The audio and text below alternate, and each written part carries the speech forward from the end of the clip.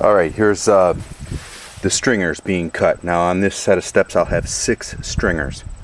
That'll create quite a bit of support. But here's a small difference between me and some of my competitors. They often take their circular saw and run the blade past this point where the stringer goes, past it this way and past it this way. And that just gets you that much closer and makes this whole point just a little bit weaker. I use my circular saw, stop at the exact point I need to, then I take my jigsaw and finish up the cut. Let me show you that real quick.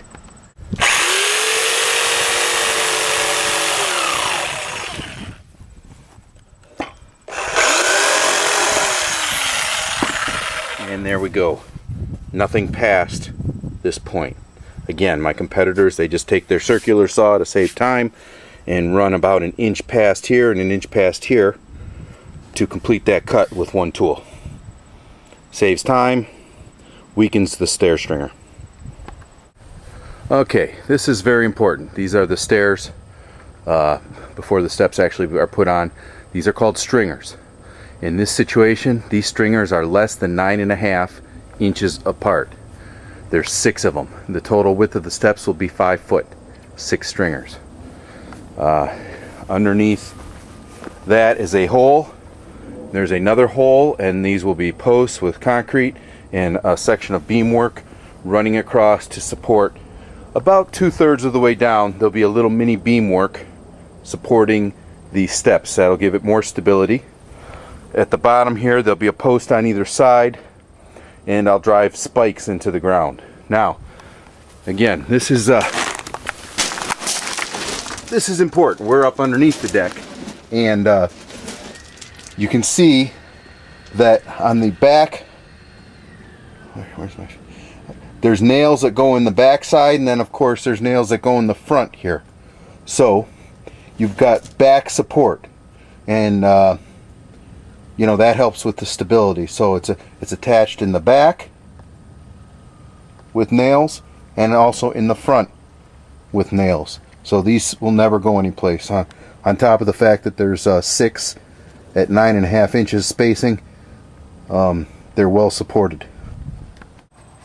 Okay, before I put this side cap on, I want to show this board here is a cedar board.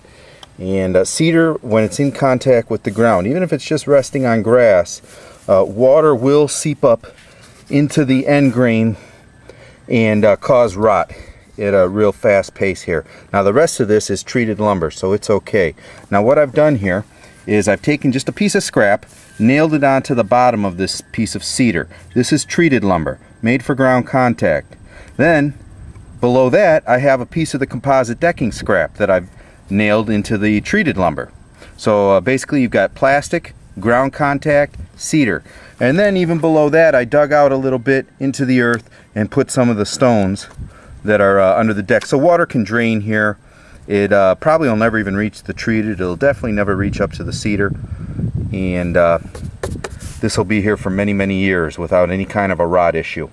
Then I've already showed the 6 stringers that make this, and then here behind the stringers there's all these stringers are nailed into that beam work, the beam work that runs the width of the steps, and then there's 2 4x4 posts sunk 43 inches into the ground with concrete. So a little bit more stability. So on top of the fact that there are 6 stringers here for stability, they're all supported by beam work real close to the base of the steps, and that's it. Strong, extra, not your typical deck.